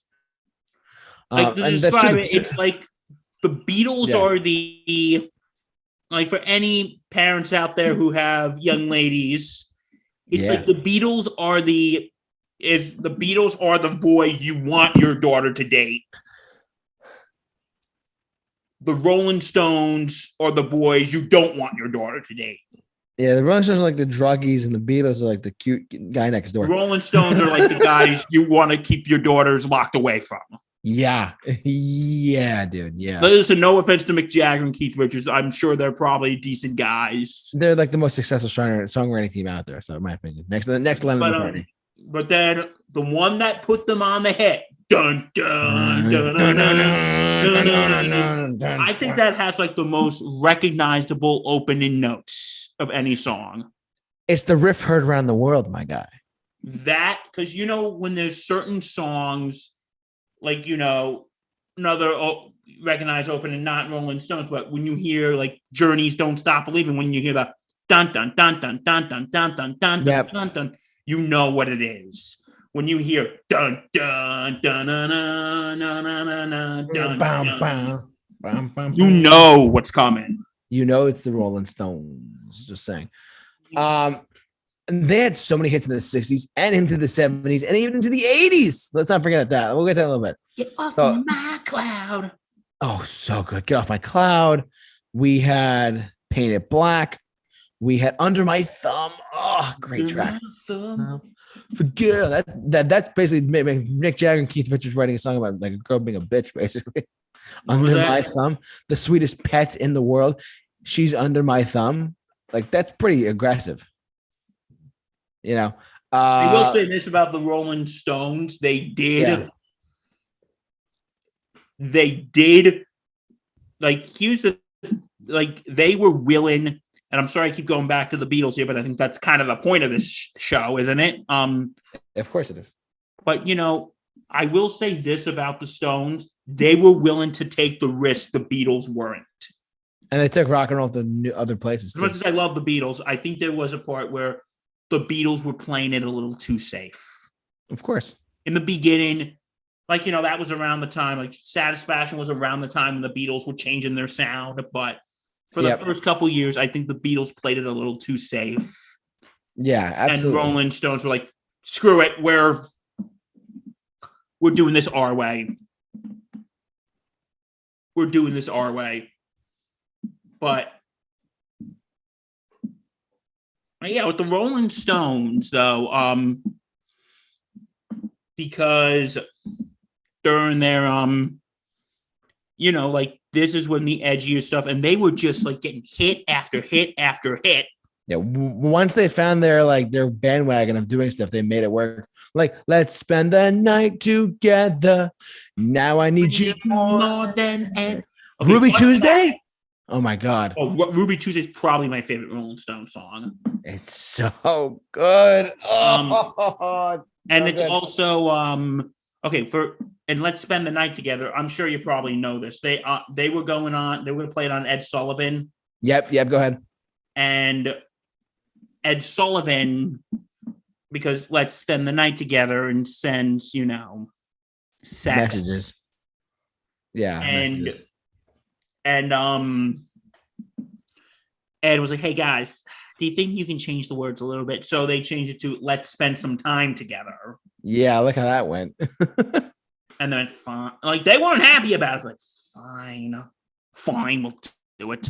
Yeah. And then that was a precedent for months later when the Doors came on Ed Sullivan. Yeah. But that didn't go as well as it did with the Stones. For those who don't know the story, quick version. They were going to do the song Light My Fire. Oh, yeah. Come on, baby, light my fire. And that is it was either drug or sexual reference. And the guys from Ed Sullivan, because there's the line of the song, Girl, We Couldn't Get Much Higher. They said, guys, can you change it to Girl, We Couldn't Get Much Better? Jim Morrison's like, fine. And then when he went on, he goes, Girl, We Couldn't Get Much Higher. And then when that was over, they said, you'll never play Sullivan again. And he didn't have to because he died in 1971. Not making fun of his death, but Of course. yeah, but like that's like with the Stones, like they had to get their song changed. Yeah. They had to get their song changed. But Yeah. yeah, they had to get their song. They had to change their song, and like that, they were the first one to do that too. Right. One of them. Yeah, and once you get into like the later '60s stuff, like they did like a Sergeant Pepper ripoff, which is their Satanic Majesty's Request. Oh, this was a Sergeant Pepper ripoff. It's called Their Satanic Majesty's Request. You want to see it? Sure. See what it kind of is once you think about it. They tried to be the Beatles in this case, which is kind of like they went away from that, and then eventually, like they said they'll never go back to this album and stuff like that, which ironic because they played she's a rainbow when I saw them, which is pretty funny. Oh, that is a really good song. She comes in colors everywhere. Yeah. You know who also really likes that song? Oh, Matt Hensley. He heard it live too, man. In colors everywhere. She combs her hair. That is a very underrated song. Rainbow. Love that one. I heard it live. A very underrated song. It's actually very good. Anyways, let's go to the late 60s into the 70s with the Stones. So, and I'll try and make it quick for you. The Rolling Stones, after they released an album called Beggar's Banquet, which right after Jumpin' Jack Flash reaches number one, another number one for the Stones, right? Beggar's Banquet had Sympathy for the Devil, which reached number one actually. Rolling Stones released another album, and after Beggar's Banquet was Sticky Fingers. No, Let It Bleed, which had Gimme Shelter, which had You Can't Always Get What You Want. Let It Bleed might be one of my favorite Stones albums. Let It Bleed had what do you call it? Gimme Shelter. It had, I gotta find the track listing. Gimme Shelter. It had Let It Bleed, the title track, Midnight Rambler, Monkey Man, and You Can't Always Get What You Want. A fantastic album, in my opinion. That is a great literally a fantastic album. Yeah, You Can't Always Get What You Want. It's such a great song. It was honestly like amazing. Like I love this album. I love this song. It's actually my 19th favorite song of all time. You Can't Always Get What You Want. You can't always get what you want. And the song's so true though, you know? Anyways, they did Let It Bleed, then they did Sticky Fingers. This is the Stones are making it even further. They're entering the 70s. Oh, they're not gonna make it to the 80s. Well, the Sticky Fingers, they released. No. You said to the 80s. We're not there yet. Okay. Not yet. Sticky Fingers was released with Brown Sugar on it. It had Wild Horses is a fantastic song. Wild Horses, what other songs are on this one? Wild Horses, Can't You Hear Me Knocking is a great track. Moonlight Mile, I know when Matt talked about this with me at one point. Sway is a great track. Bitch is a great track. I Got the Blues is it's a fantastic album. It's honestly one of my favorite albums of theirs. Right up there with Let It Bleed. Anyways, after Sticky Fingers, that was 1971. 1973 was Goat's Head Soup. Or 72, I forgot. Hold on one sec. Goat's Head Soup, which had another number one hit for them with Angie. Angie. You know this one? Yes. Great song. And it had Do Heartbreaker. It had oh my god, like talk about Hit Machine, man. Dancing with Mr. D is a great song. Silver Train, where is it? Angie, of course. Stars are great. There's another good album. Was it Goat's Head Soup is a great album. Then you go to after that, you think, oh, the Stones can't do it again. It's only rock and roll, but I like it. It's only rock and roll, but I like it. Yes, I do, but I like it. I like it. They had a number one hit on this album. There's not too many good songs. I mean, there's a couple good songs on this album. My opinion. There's a version of the Temptation song "Ain't Too Proud to Beg." Yep. If You Can't Rock Me is a good song. It's only rock and roll, but I like it. Reach number one on the Billboard Hot 100, actually. Dance Little Sister, Dance, Dance Little Sister, Dance. That's a good song too. I remember that one. Let's keep going. So, anyways, they did Go Ted Soup. Then they did It's Only Rock and Roll in 1973 or 4. Sorry. Then they did Black and Blue. Then this is where the band started to have like a lot of trouble. Like Keith is fighting with Mick. They're disagreeing on a lot of stuff. They're not sure what's going on. They think, oh, well, we're not fitting in. We're not right for this, blah, blah, blah. There's so many other groups that are doing other things. Like Springsteen was just coming out of the scene. Tom Petty was just, all these other artists were just bursting and making like record deals and stuff like that. Then Some Girls comes out in 1978. I had this conversation with someone earlier today. Some Girls comes out in 1978, and it's kind of like a disco record, man. They had the big hits on the album were as follows: Miss You, come on. When the which by the way, Moves Like Jagger, the Maroon 5 song, is literally a ripoff of that song, just saying. Miss You, Respect It. Yeah, like it sounds like I don't care what. Like the whole the way the notes are and stuff, it's crazy. Miss You is a great track. Some Girls, title tracks, great track. Far Away Eyes, Respectable, Before They Make Me Run, Beast of Burden, and Shattered. This is a great album. I love Beast of Burden. This is a fantastic record. Never be your Beast of Burden. Oh my God. I like Shattered a lot. Respectable's fun. When the Whip Comes Down, Just My Imagination Running. It's a cover, but it's still good. Lies is good. And then after that has Tattoo You, which features Start Me Up. And then 1981, this one comes out. Tattoo You was 1981. Can you believe that? Oh, absolutely. Like, and also, well, look at the track listing on this though. Start Me Up, Hang Fire, Slave, Little TNA, Black Limousine. There's not too many like big hits other than Start Me Up. No, that was their longest. That was actually their longest number one hit. It spent 13 weeks at number one. I hate to prove you wrong, but it's not. It wasn't a number one hit. Yeah, it was. It reached number 2. Oh, it did? See, look right there. The longest. No, I'm looking at something right now. Number 2. Number 2 in the Billboard. Okay. See, sorry, hate to burst your maybe bubble. It was in the UK. Maybe it was in the UK. Might have been the UK. UK singles was number 7. Okay. Maybe I'm reading something wrong. Okay, my apologies. I hate to burst your bubble there, buddy. I'm sorry. No, I appreciate it. Thank you. Actually, no, I forgot to mention a 1980 album, which I have on vinyl. But I have a lot of other stuff on vinyl. There's another album there. It's called Emotional Rescue, which I love a lot. The title track's really fun to drive to. It's like they're jabbing like a disco. She's So Cold is on here. I'm so I'm so and she's so cold. That was before Start Me Up. Emotional Rescue's on this album. They got not much. There's a lot of filler. I hate to say it like that, but it's just the truth. Like there's some songs here that just weren't big hits. But Emotional Rescue and She's So Cold are great songs.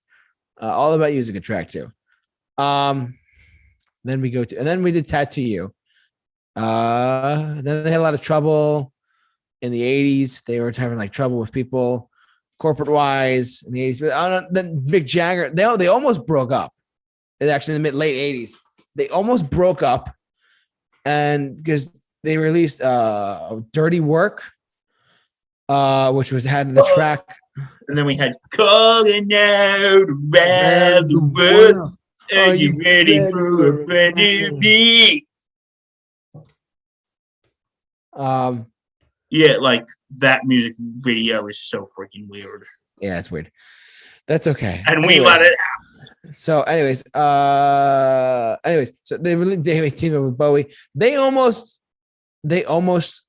got what do you call it? The Rolling Stones almost broke up at this point in the mid 80s. But then once they released Steel Wheels, which had the number 5 in 1989, the Rolling Stones are still charting with Mixed Emotions, which charted at number 5 on the Billboard Hot 100 in 1989. My dad remembers being in high school and like, oh, the Stones are back on the radio. Because who would have thought the Rolling Stones had a huge hit in 1989, close to the 90s, set them up to success again. This is actually a good album. I like Sad, Sad's good. Rockin' a Hard Place, Slipping Away is a really great track. They played Slipping Away when you saw them, actually. And then as they continued to go, they kept going. with us. Voodoo Lounge. I want to touch on that. Bill, now we're entering the 90s with the Stones. You ready? The 90s were here. So here's the deal with the Voodoo Lounge album. I like this album a lot, actually. I'm going to show you guys. The Voodoo Lounge album is honestly amazing. Like, I really do love this album in its entirety, believe it or not. This song, this album is fantastic, in my opinion. It's a lot more harder edge guitar from the Stones. It's a lot more bluesy. There's some great songs on this album. If you haven't checked out Voodoo Lounge from the 90s, guys, I recommend you check it out. It's a great album. Love is Strong. A lot of harder edge guitar songs from the Stones. Love is Strong. You Got Me Rocking. Sparks Will Fly. The Worst. New Faces is probably the weakest track. Moon Is Up, probably the weakest track. Out of Tears is a great ballad. I Go Wild, another hard-hitting song. Brand New Car, it's okay. Sweethearts Together is cute. It's kind of like Sweethearts Together. We've only just begun. It's a great song. Stuck on the Jugular. Blinded by the Rainbows is a great song. Oh my God. Through and Through and Mean. This is actually a really fun album. I got to tell you the truth. This album is so fun. I like this one a lot. It's more, I mean, it's not like 70s or 80s. It's not 60s or 70s Stones, but it's really good stuff. If you haven't checked out Voodoo Lounge, I do recommend Voodoo Lounge to anyone who's looking to find other Rolling Stones tracks that they might like. It is a great album. I like it a lot. And then they did, their next album was Bridges to Babylon, which was mixed reviews. And then they just kept touring. They didn't release any new material until like 2005, but they did reach. They became like a big touring band at this point in the 2000s and 2010s. Like they just became like the biggest band and one of the biggest bands on the planet still, which is crazy. They are working on a new album. They're featuring Jimmy Page on a new song, which from Led Zeppelin. And honestly, it's amazing. The fact that they're still going at this, look at this photo. They're still going. Charlie Watts, the drummer, is literally 80. This is crazy. The Rolling Stones are still going at 60 plus. I can't believe I'm saying this. 60 years on. How old is Keith Richards? I think he is. Hold on one second. Keith Richards is, as of right now, he stands at 77. Because there's a joke about that my friend makes when we have to protect the planet, because if we don't, what kind of earth are we going to leave for Keith Richards? That's so bad. That's such a bad joke. Oh my God. Not a bad joke. It's a funny joke, but it's bad. Oh my God. Oh yeah, because that guy's going to be, because what type of planet are we going to leave for Keith Richards and Betty White? Oh my God, Betty White, Jesus Christ. God bless her. But anyway, yeah. And look, Charlie Watts is 80, dude. Whoa, he's 80 and he's still rocking. He's the drummer and he's 80, dude. He's 80. Mick Jagger is like 78, I think. He's 77. An ugly guy. I love him. Sir Mick Jagger. Oh, excuse me, Sir Mick Jagger. Anyways, and Keith Richards doesn't live too far from here, actually. You know, he lives in Connecticut. Oh, Keith Richards lives in Connecticut? Like near Ridgefield. Road trip. Like not even. Just kidding. It's a 50-minute drive, whatever. Not that I've looked it up. Sign my guitar, Keith Richards. Look, so anyways, that's pretty much the Stones, guys. Sorry we didn't give you a whole doctoral thesis like we did with the Beatles, but if we did that, we'll be here all night. Yeah, we would be here all night. I just wanted to let you guys know about this. They are like, this band is amazing. They've done a lot of great things as well. I saw them on the No Filter tour a couple of years back before COVID hit, and it has just been amazing. They are, without a question of a doubt, an amazing live act as well. Their performance live is incredible, and they are one of the best bands ever. So that's the very brief, condensed version of the Rolling Stones. Well, because here's the thing. Like I said, they kind of started off as the anti-Beatles. Yeah. And Okay, now we go into our final thoughts where we have to make a very, very difficult choice. Bill, I don't think we're ready for this tonight. Okay, good night. No, you're funny. Okay. So, or we can list top 5 songs of each band. No, we're not doing that with me here. Stop. It's so Stones for me, that would be easy. Beatles would be more difficult. Same for me, but actually harder for both, to be honest with you. All right, kids. We've reached that part of the show for the ending discussion. Who will come out on top tonight, Bill? Okay. If you could, okay, look, we're gonna break it down like this, though. Oh God. You're gonna pick your choice, and you're gonna back it up with not 3, but 2 reasons why you think that this whatever band you pick is the better choice in your eyes, in your opinion. Go ahead. So let's off your favorite between the Beatles and the Rolling Stones. I want to say this may be a more difficult choice for JT, but this choice is slightly easier for me. I'm going to have to go with the lads from Liverpool. I've got to go with the Beatles. And here are my reasons. Okay. I have maybe more than 2, but we'll see where that goes. The one, and this is just kind of a surface level thing. I've kind of listened more to, it's not that I hate the Rolling Stones. No, of course. It's just that I probably listened to more Beatles than I've had the Stones. Totally fine. And I know that sounds a little generic, but how dare you? No, I'm kidding.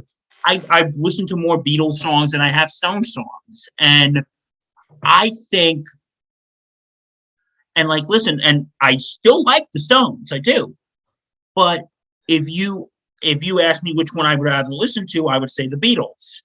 And I think their songs are a little more memorable, but the Stones have Satisfaction. They have, and they also have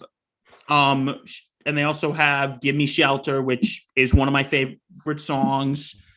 But I feel like the Beatles songs are more memorable. And here's the one in total.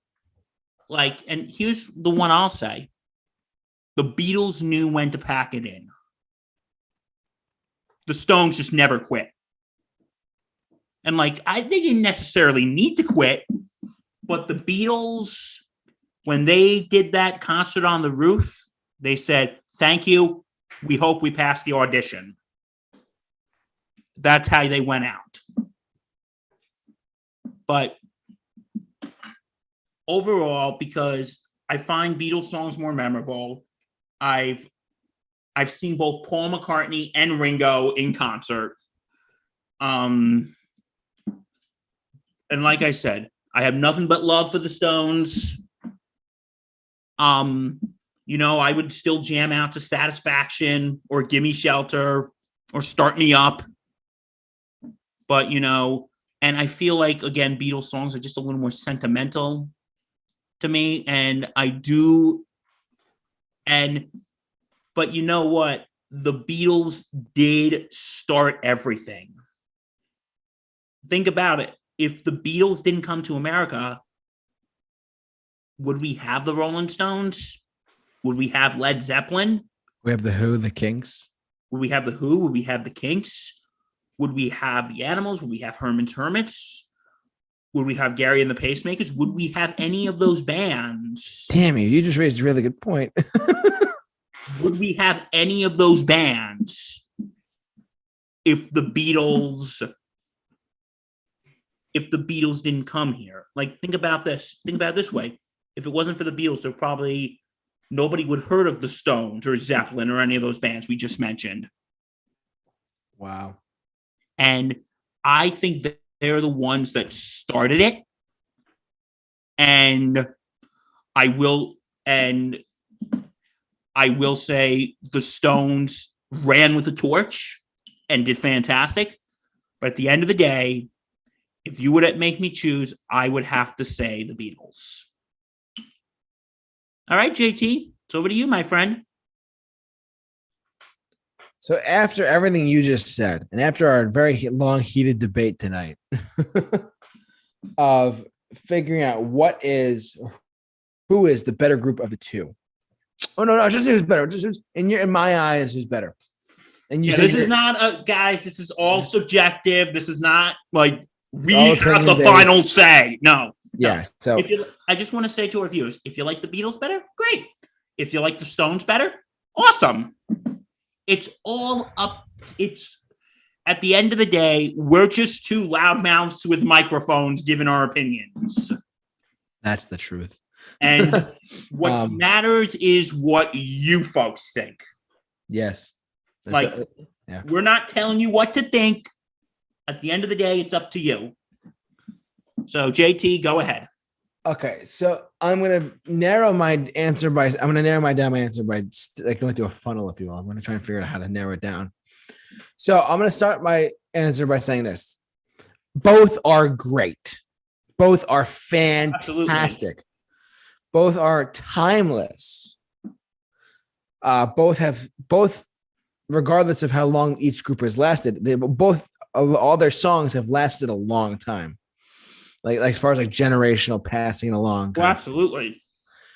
So if you were to ask me who is better, I could not answer that today because they're both so great on so many different levels. Again, this is not about who's better. It's about which one we prefer. Right. So in my personal opinion of the Beatles versus the Rolling Stones, the age-old debate in the classic rock world, the Rolling Stones are still going strong today. I did see them in 2019, and they were astonishing live. They were still great. Mick Jagger swung his hips. Keith Richards kind of sat there and he stood there and just played his guitar. They rocked the house. They rocked MetLife Stadium to the core. At the same time, they are still going strong after nearly 60 years next year. And they're still touring. They're still doing great. And they're still doing amazing things. They're still putting out music today. They're releasing old albums and re-releases and stuff like that. People know who the Stones are for a long time. But listen, I hate to interject here, but how dare you? No, I'm gonna go ahead. But you can't, I could see what you're getting at, but you can't really blame that on the Beatles. Two of them are dead, so. I mean, like in logistical reasons, there's two dead Beatles. You can't. If you're gonna go logistic, two of them are no longer risk. Yeah. So us. John, George, we miss you. We do. R.I.P. to JL and GH. Seriously, but in reality, so I'm gonna steal Bill's thunder for a second. Bill said something just now that I thought was very key. If the Beatles did not come over to the United States, and I have other things to back this up. If the Beatles did not come over to the United States, we would probably not have gotten the Stones. We would probably not have gotten the Kinks, the Who, Jerry and the Pacemakers, the Dave Clark Five, all these other groups and stuff like that, right? Like Cream, Eric Clapton wouldn't have come over. All these other artists who would not have entered the even artists today who are pop artists come to the United States because, the Beatles did it. Why can't I? Ed Sheeran, anyone? So anyways, they started that. They were the first group to ever play a stadium and pack it in. They were the first artists ever to experiment with the 45 minutes on a vinyl. They were the first true artists who really explored the medium of music and explored the artistic nature of it. They are four guys who literally changed. I said this in the beginning of our podcast tonight. They changed the world in 7 years. The Rolling Stones have done a lot of great things. The Rolling Stones have changed the world over several decades. Like literally 5 or 6 decades, they've changed the world. But the Beatles changed the world forever in just 7 years. In just 7 years. So, and look, I love Mick Jagger. I love watching a good band play. I love watching them. They were amazing live. I love listening to Satisfaction is my 10th favorite song of all time. Wild Horses is a great track. There's so many hits on the Stones side. There's so many great songs and hits on the Beatles side. But if to answer the question, the age-old question for me personally, which group has done more and changed the world for the better? To me personally, the answer is the Beatles. The Beatles to me is my answer because the Beatles didn't just look, the Stones have done so many great things, but the Beatles, Drake got compared to the Beatles not too long ago because he broke one of their records for like charting, whatever. Like, we are comparing stuff to the Beatles still. We're not really comparing it to the Stones because the Stones are still around. The Beatles were a timeless group of people, 4 guys in a band, and they thoroughly changed the world. And what more could you say from John Lennon, Paul McCartney, George Harrison, and Ringo Starr? Who would have thought that this club band from England would have just changed the world the way they did? Because who would have thought? Not too many people know this. When the Beatles, I think when they auditioned for Delta Records, I think it was. Okay. They basically told them that they weren't going to get anywhere. Boy, were they wrong. They were like, guitar music is on its way out. Yeah. They basically told John, Paul, George, and Ringo that they weren't getting it. I don't know. Was Pete?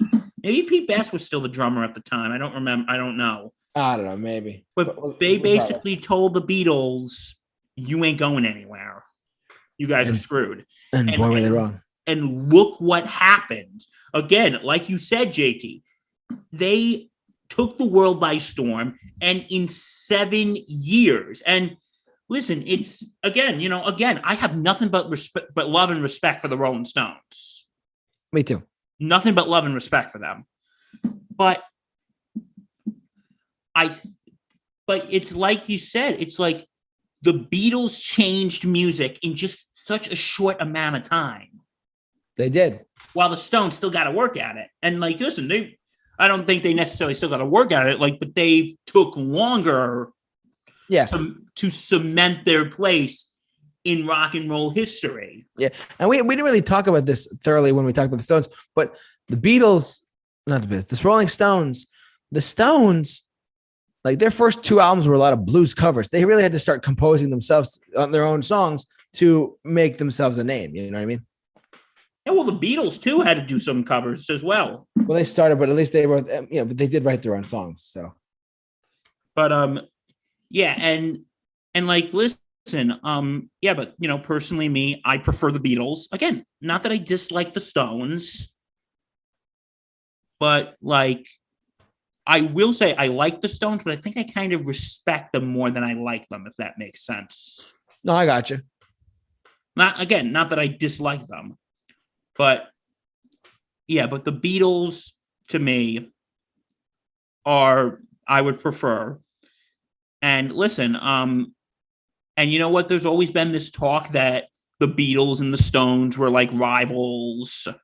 In reality, they were good friends. Yeah, Paul McCartney, Keith Richards, and Mick Jagger. Paul McCartney's still really good friends with Mick Jagger and Keith Richards because if you remember the Paul McCartney concert, there was talk that we were like big rivals and we hated each other. But no, Keith, Mick are good friends of mine. All that talk about us being rivals, it was all fake news. Exactly. And the whole place just cracked up. Yeah, that was funny. But at the end of the day with me, I'm going to say the Beatles, and JT, you're going to say the Beatles as well. You said I'm going to say the Beatles, and look, that's a really close neck and neck, to be completely honest with you, because I love the Stones. The Stones have done a lot of great stuff, and they really did. They really worked hard to stay together for as long as they have. They're one of the testament of time. But like, let's be real, the Beatles music just kept going, and I before we wrap up today, the last thing I'm going to say is their message of love is in their music. It's just so uplifting, so positive. All you need is love, guys. All you need is love. It's just the truth. And this is from our dear friend, Matt Hemsley. I think the Beatles did more than the Rolling Stones. They were great as both a pop and a rock band and experimented with more genre. Matt, 100% agree. Because, I don't know if you would say this, but like what genres did the Stones really experiment with at the end of the day? I mean, they did a lot, but like not in comparison to the Beatles, not as much. Yeah. So, okay. So we both picked the Beatles. And guys, listen, again, all subjective. This is a hard conversation to have. All subjective. And listen, again, it's more important what you guys think. Absolutely true. If you like the Beatles better, awesome. If you like the Stones better, great. If you like both of them, wonderful. If you like both, wonderful. But damn, this was a tough one. This was really hard to do. And I got to tell you guys, and I want to thank everyone for listening and watching this. This was a big debate. We thought about this ahead of time. We said going into this, how are we going to do this? Let's be real. No, we were going to ask some, we asked some friends of ours if they wanted to join us tonight, but they were busy. A little preoccupied, but that's okay. It's okay. But, yeah, because it's like we were going to do this as the first this or that, but we're like, you know what? Let's save this. Yes, good call, Bill. And I think that was you who said that. Oh, that's right. Good job, JT. Proud of myself. Yeah, but you were like, you know what? Let's save this because this is the big one. Yeah, and thank you everyone for sticking around for as long as you did. And you guys are amazing. We're so happy. And I just want to say, this was a very hard topic to do, but we did it. And yeah, that's going to wrap it up for this discussion, guys. Thank you so much for listening and watching. You're amazing. You guys are fantastic. Great group. Just another shameless plug. I want to say, if you haven't already checked out our merchandise store, there is a link for this in the description of this video, so you guys can check it out. We have mugs. We have t-shirts. Check us out. We have plenty of shirts. Buy a thanks COVID shirt so I can give it to Bill. You know, I remember I get the money from that. You do. My Movies Reviewed podcast. Check us out. You guys are great. And also, I think you have a podcast too. I do have a podcast. Check out the Sports Insanity podcast. We are on Apple, Spotify, wherever you get your podcast. And also, big news, we have actually just merged and joined a network we started called the Sports Insanity Network. We are doing check out the Sports Insanity Network with our show, Sports Insanity Podcast. Also, our hockey show, Breakaway Bandits, Joe Wiley. I know you would really enjoy that. And our wrestling show, The Face Turn. So please check us out. Follow us on all the platforms. Yes. And if you haven't already, follow us. Follow the Super Review Show on Twitter. We do a lot of postings on Twitter. Please do. And also check out my YouTube channel, Movie Holics Productions. Yes, big plug for Movie Holics Productions. Again, thank you so much. Bill does a lot of great stuff on there. I do recommend you check him out too. He's puts a lot of effort in, and he does a good job. So, thank you. And one more shameless plug. I want to thank again my dear friend Molly, who is now in my life. She actually made this for me, and I'm shamelessly showing this. But shout out to you, Molly. Thank you so much for making this. This is amazing. The Super Review Show, Movies Reviews Podcast. JT Money. Actually, but I'm not JT Money. I'm actually the J Man, and I'm off to bed. He's off to bed. Thank you so much. Thank you everyone so much for watching tonight and listening. You guys are amazing. Hopefully you guys enjoyed this debate between the Beatles and the Rolling Stones. Ultimately, guys, what you guys have to say, jump down in the comment section below, share this amazing content with everyone. We'd love to see you guys have to say about this. You guys are amazing. Tell your friends. Tell your cats. Tell your dogs that we are live. And we'll be back next Wednesday as well with another episode of Mixed Bag. It won't be this or that. We'll have the topic for you guys coming soon. Check us out. You guys are amazing. Thank you so much. Stay safe. Take care, guys. Have a go, everyone. We'll see you guys next week.